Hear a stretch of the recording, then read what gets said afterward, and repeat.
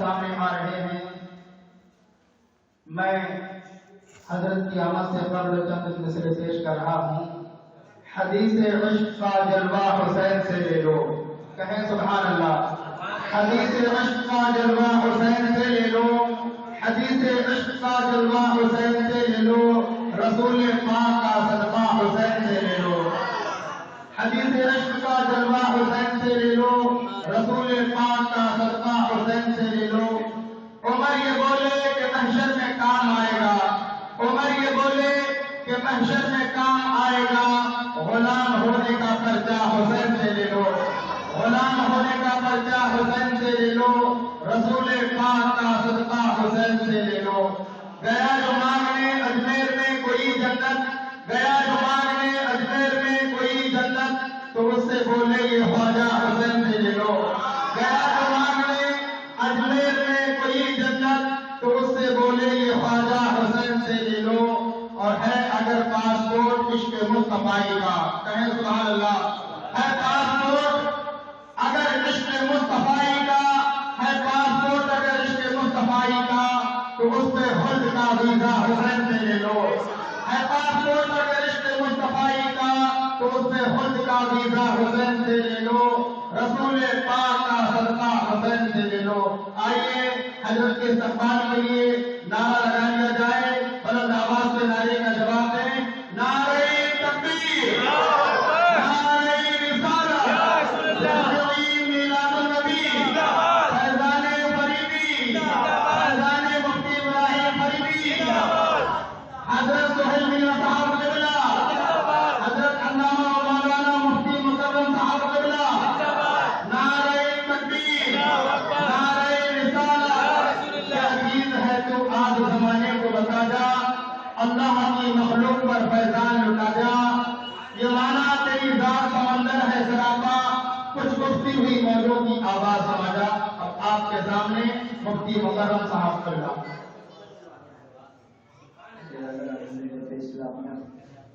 آپ اپنی ماتھے کی نگاہوں سے دیکھ رہے ہیں خاندان کی چشم و چراغ جناب حافظ عبدالجبار صاحب تشریف رکھتے ہیں، وہیں پر ان کے تمام برادران اور بھائی لوگ، بھتیجے، بیٹے، جتنے بھی خاندان سے منتسب لوگ تشریف رکھے ہوئے ہیں، وہ جو نہ آ سکے ان کی کوئی نہ کوئی وجہ نہیں ہوگی۔ حاضرین بزم اور باہر سے آئے ہوئے عزیز مہمان، مسجد کے امام فرید پور کے اور حضرت بیٹھے ہوئے، یہ تمام کی محبتیں، ورنہ کبھی اس قابل نہیں کہ آپ کے سامنے جب کشائی کریں، اور میں تو اتنا بڑا تعارف کا محتاج ہوں۔ حضرات محترم، یہ ان کی نوازشیں ہیں جو یہ تعارف کراتے ہیں، ورنہ ایک گمنام شخص ہوں، گمنامی نہیں زندگی گزری اور گزر رہی ہے۔ یہ سب محبتیں ہیں، صاحب مزار کا فیض ہے۔ آپ لوگ آئے ہیں، حاضرین بس پردہ نشر خواتین امت، السلام علیکم ورحمۃ اللہ۔ وعلیکم السلام ورحمۃ اللہ۔ لک الحمد یا اللہ، الصلاۃ والسلام علیک یا رسول اللہ صلی اللہ تعالی علیہ وسلم۔ رب کائنات نے قرآن مقدس میں ارشاد فرمایا، الا ان اولیاء اللہ لا خوف علیہم ولا هم یحزنون۔ صدق اللہ مولانا العظیم وبلغنا رسوله النبی الامین المتین المبین الکریم، ونحن علی ذلک لمن الشاہدین والشاکرین، والحمد للہ رب العالمین۔ فتح باقی امت سے گزارش کروں گا ہم نے بیٹھ کر اپنا تفریح کا ماحول نہ بجائے، شانتی کے ساتھ۔ جو آپ لوگ جانتے ہیں کہ وقت کا بہت پابند انسان ہوں میں، جو لوگ ہر اتوار کو یہاں آتے ہیں وہ جانتے ہیں 2 منٹ پہلے تو پروگرام ختم کیا جا سکتا ہے، لیکن 2 منٹ بعد نہیں ہوگا۔ یہ محفلیں ہمیں کبھی کبھی نصیب ہوتی ہے اور یہ مقدر کی بات ہوتی ہے۔ بہت سے لوگ ایسے ہیں جنہوں نے یہاں پر آنا چاہا تھا، چھٹیاں لے لی آفس کی، کاروبار چھوڑ دیا، لیکن ان کا بلاوا نہیں تھا۔ ان کی بدقسمتی تو نہیں ہے، لیکن کم نصیبی ضرور ہے، وہ نہیں آ سکے یہاں پر۔ یہ ہماری خوش نصیبی ہے کہ ہم یہاں پر بیٹھے ہیں۔ صاحب رشد حضرت جعفر علی فریدی علیہ رحمہ قطب سہرسہ کے عرس میں ہم لوگ بیٹھے ہوئے ہیں، جو حضرت کے والد محترم ہیں۔ آپ لوگ جانتے ہیں کہ جو لوگ ان کی شخصیت سے واقف ہیں، اس بات سے اندازہ لگایا جا سکتا ہے کہ بیٹے علم و فن کے وہ ماہر، وہ عظیم شخصیت جن کے والد محترم کیسے ہوں گے۔ برادران ملت اسلامیہ، اب ایسے شخص کی عرس کی تقریب میں بیٹھے ہوئے تھے۔ حقیقت تو یہ ہے، ہمارا عقیدہ یہ ہے کہ اگر ہم ایسے لوگوں کی محفلوں میں بیٹھ کر اپنی دل کی آرزویں، اپنے دل کی تمنائیں، اپنے دل کی حسرتیں، دعائیں مانگے تو یقین ہے کامل ہے اللہ رب العزت ان نیکوکار کے صدقے میں ہماری دعاؤں کو قبول فرمائے گا۔ ہم یہ عقیدہ رکھتے ہیں کہ آپ لوگ سنجیدگی کے ساتھ میں جو جہاں جیسے بیٹھا گئے وہ لوگ آ رہے تھے، میں اس لیے کہہ رہا تھا، سب سے پہلے ہمارے جو بچے یہاں پہ پڑھتے ہیں انہوں نے کوشش کی نعت و منقبت پڑھنے کی، اور جو خاندان سے متصل ہے انہوں نے کوشش کی، وہ آپ کے اوپر ڈیپینڈ تھا آپ کس طریقے سے ان کا آپ کو روبرو کرانے کا مقصد یہ تھا کہ آپ انہیں سنیں۔ یہاں پر فقیر کھڑا ہوا ہے، آپ نہیں بھی سننا چاہیں تو منع کرنے میں بیٹھ جاؤ، جیسے بیٹھ آپ ہونٹوں سے داد دینا چاہیں ہونٹوں سے، نوٹوں سے دینا چاہیں وہ بھی منع نہیں ہے، وہ بھی دے سکتے ہیں آپ، کیونکہ یہ بھی ایک سنت ہے۔ برادران ملت اسلامیہ، کہنے کا مقصد یہ ہے کہ ہم جس محفل میں بیٹھے ہوئے ہیں، ہم جس محفل میں بیٹھے ہوئے ہیں، ہمارے عقیدے اتنے مضبوط ہیں الحمدللہ رب العالمین، ہم یہ مانتے ہیں کہ اگر دنیا میں جو لوگ اللہ کے ولیوں سے متصل رہے، ان کے دامن کو پکڑے رکھا، اللہ رب العزت میدان محشر میں انہیں ضرور عزت و وقار کا تاج پہنائے گا۔ سبحان اللہ، بے شک بے شک۔ مختصر سے پیغامات ہیں جو یہاں سے آپ کو لے کر جانے کے اور انہیں اپنی زندگی کے اندر اتارنے کے۔ آئیے ہم لوگ ایک مرتبہ اس رسول ہاشمی کی بارگاہ میں درود پڑھے، جس کے بارے میں اگر یہ کہا جائے کہ رب کائنات نے ہمیں آنکھوں میں دیکھنے کی صلاحیت بخشی، احسان مدینے والے مصطفیٰ کا ہے، ہاتھوں میں حرکت کی صلاحیت بخشی، احسان مدینے والے مصطفیٰ کا ہے، ناک میں سونگھنے کی صلاحیت بخشی، احسان مدینے والے مصطفیٰ کا ہے، پیروں میں چلنے کی قوت بخشی، احسان مدینے والے مصطفیٰ کا ہے،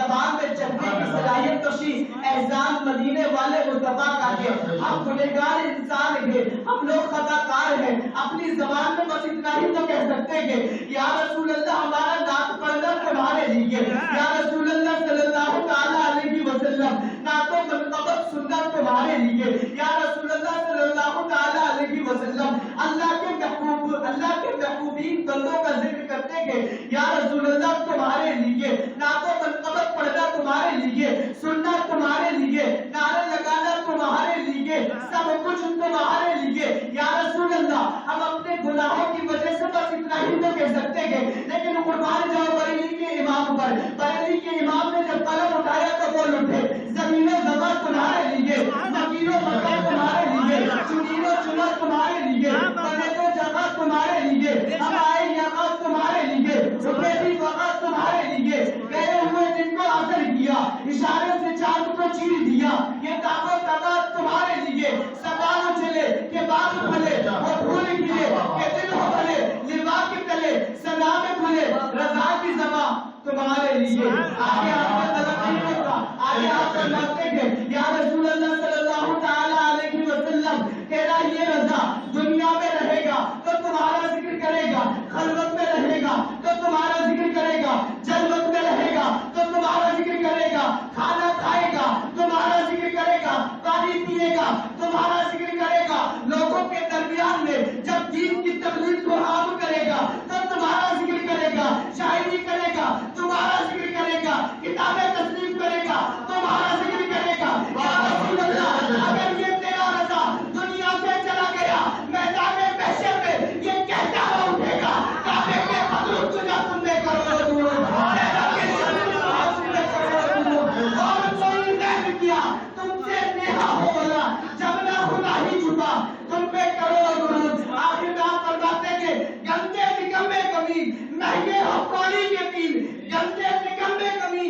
مہنگے حقانی کے تین، کون ہمیں پالتا تم پہ کرو درود، کون ہمیں نعرہ تکبیر، نعرہ رسالت، اعلیٰ حضرت فیضان مفتی ابراہیم قریبی، مفتی مکرم صاحب قبلہ، نعرہ تکبیر۔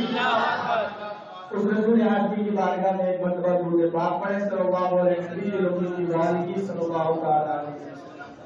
صلاۃ و سلام علیک یا رسول اللہ صلی اللہ تعالیٰ علیہ وسلم۔ رب کائنات نے قرآن مقدس میں ارشاد فرمایا الا ان اولیاء اللہ لا خوف علیہم ولا هم یحزنون۔ رب کائنات نے واضح طور پر قرآن مقدس میں ارشاد فرما دیا۔ نبی اکرم صلی اللہ تعالیٰ علیہ وسلم نے فرمایا، ایک مرتبہ ہم محفل میں بیٹھے اور فرما رہے تھے کہ میدان حشر میں کچھ لوگ ایسے ہوں گے جو نبی نہیں ہوں گے، کچھ لوگ ایسے ہوں گے جو نبی نہیں ہوں گے، نہ نبی ہوں گے نہ شہید ہوں گے، لیکن انہیں نور کے ممبروں پر بٹھایا جائے گا، انہیں نور کے تخت پر بٹھایا جائے گا۔ حضرت عمر رضی اللہ تعالیٰ بیٹھے ہوئے تھے، آپ فرماتے کہ یا رسول اللہ صلی اللہ تعالیٰ علیہ وسلم وہ کون لوگ ہوں گے؟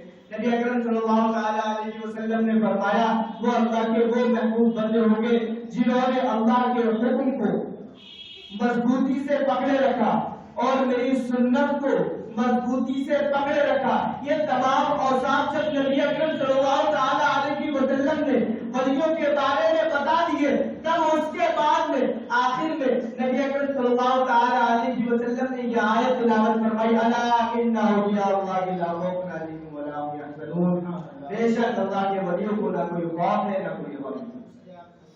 برادران ملت اسلامیہ، ہم جن کی عرس کی تقریب میں بیٹھے ہوئے تھے یہاں پر، آپ لوگ جانتے ہیں جو یہاں پہ رہتے ہیں شہر بدائیوں میں اور جنہوں نے حضرت کی حیات دیکھی ہے، ان کی زندگی کو دیکھا ہے، اور مجھ جیسے نکمے اور کم نصیب لوگ ہیں جنہوں نے کتابوں میں پڑھا ہے، تو آپ ان کی شخصیت کا اندازہ لگا سکتے ہیں کہ والد محترم کیسے ہوں گے۔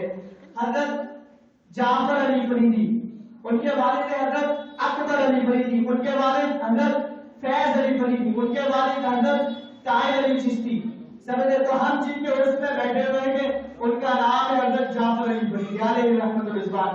آپ جو ہے پہلی جنگ آزادی سے قبل محرم میں 1254 ہجری مطابق 1838 عیسوی میں پیدا ہوئے، گورکھپور الہی پاک محلے میں آپ پیدا ہوئے، گورکھپور کے اندر آپ پیدا ہوئے۔ اور آپ لوگوں کو میں بتاتا چلوں، جو ہم لوگ یہ کہتے ہیں نا کہ یہ نبی کی سنت ہے، یہ نبی کی سنت ہے، بیٹھ کر کھانا نبی کی سنت ہے، ولیمہ کرنا نبی کی سنت ہے، یہ تمام وہ سنتیں گناتے گئے ہم لوگ جب ہم پر آن پڑتی ہے، لیکن حقیقت میں یہ ہے کہ پتھر کھانا بھی تو نبی کی سنت ہے نا، پیٹ پہ پتھر باندھنا بھی تو نبی کی سنت ہے نا، 3 دن بھوکے رہنا بھی تو نبی کی سنت ہے، پورے کنبے کو رائے ہاتھ میں شہید کرا دینا بھی تو نبی کی سنت ہی ہے نا۔ برادران ملت اسلامیہ، اگر اس بات کی تصدیق کرنے میں آتے تھے تو ہم اولیاء کی زندگی جب پڑھتے تھے تو ہمیں یہ پتہ چلتا کہ ہم تو یہ کہتے تھے کہ چھوٹا لقمہ کھانا سنت ہے، کھانے کے بعد میں، کھانے کے درمیان میں میٹھا کھانا سنت ہے، کھانے کے بعد میں یہ کھانا سنت ہے۔ جب اولیاء کی زندگی کو پڑھتے گے، ان کی زندگی کے بارے میں پڑھتے گے، جب انہوں نے دین کو عام کرنے کی کوشش کی، دین کی تبلیغ کے لیے نکلے گا تو راہ میں چلتے چلتے شام ہو جاتی تھی، وہیں پہ ڈیرے ڈال لیا کرتے تھے، ان کے نیچے موٹے موٹے ڈیرے ہوا کرتے تھے۔ آج ہم نرم و گلاب بستروں پر سو نہیں پاتے تھے، ایسیوں کے اندر ہمیں نیند نہیں آتی ہے، ہمارے گدے اتنے سافٹ ہوا کرتے تھے، اگر ہم ان کے اوپر لیٹے تو نیچے کو دھستے چلے جائے، 5-5 6-6 انچ نیچے چلے جاتے تھے، اتنے نرم و گلاب ہوا کرتے تھے۔ تب ہم لوگوں کو سنت کی یاد نہیں آتی ہے، لیکن جب اللہ کا ولی دین کی تبلیغ کے لیے نکلتا ہے، جو صاحب عرس ہے ان کے بارے میں بتا رہا ہوں، جب آپ دین کی تبلیغ کے لیے نکلتے تھے نا تو آپ کے پاس میں چنے ہوا کرتے تھے، جب کہیں آپ کو بھوک لگا کرتی تھی نا، آج کے لوگ چنے کھانا مناسب نہیں سمجھتے کہ وہ پہلے کے دور کے چنے ہوا کرتے تھے جو کاٹنے میں تھوڑے دشوار ہوا کرتے تھے۔ آج کل تو بہت سوچ چنے آ گئے ہیں، انسان وٹامن کے طور پر استعمال کرتا ہے۔ جب آپ کو بھوک لگا کرتی تھی آپ آلو کو جلاتے تھے اور ان کو بھون کے کھا لیا کرتے تھے، آپ دین کی راستے میں نکل جایا کرتے تھے، ایک جگہ پر بیٹھتے تھے، وہاں پر مسجد کو قائم کرتے تھے، کچھ لوگوں کو دین سکھاتے تھے، اتنا سکھاتے تھے میرے جانے کے بعد میں تاکہ یہ اوروں کو دین سکھائے۔ اب آپ یاد کرو یار، ہم یہاں سے دلی چلے جاتے تھے، کس بنیاد پر جاتے تھے؟ یہاں پر ہمارے پاس میں اتنا اخراجات ہوتا ہے، اتنے پیسے ہوتے ہیں، وہاں پر جا کے ہم مکان خرید سکے، سہولیت سے رہ سکے، ہمارے بچے ڈگری حاصل کر سکے، اچھی نوکری کر سکے، تب یہاں سے وہاں کے لیے ہجرت کرتے ہیں۔ لیکن اللہ کا ولی جب ہجرت کرتا ہے تو اپنی مالی حیثیت کو وہیں کی وہیں چھوڑ دیتا ہے، جہاں کا وہ رہنے والا ہوتا ہے، سب مالی پتہ غریبوں میں تقسیم کر دیتا ہے اور راہ خدا میں تنہا نکلتا ہے۔ نہ اسے بھوک کی فکر ہوتی ہے، نہ اسے پیاس کی فکر ہوتی ہے، نہ اسے یہ پتا ہوتا ہے کہ مجھے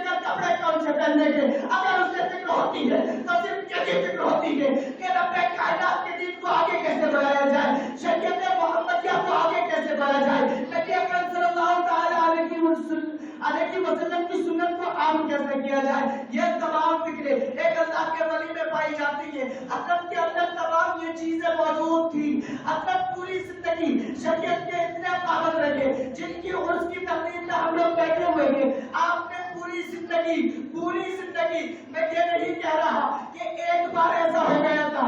بچپن سے لے کر آخر تک میں نے پوری ان کی زندگی کو پڑھا. کہیں پر ایسا سننے کو نہیں ملا, کہیں پر ایسا دیکھنے کو نہیں ملا.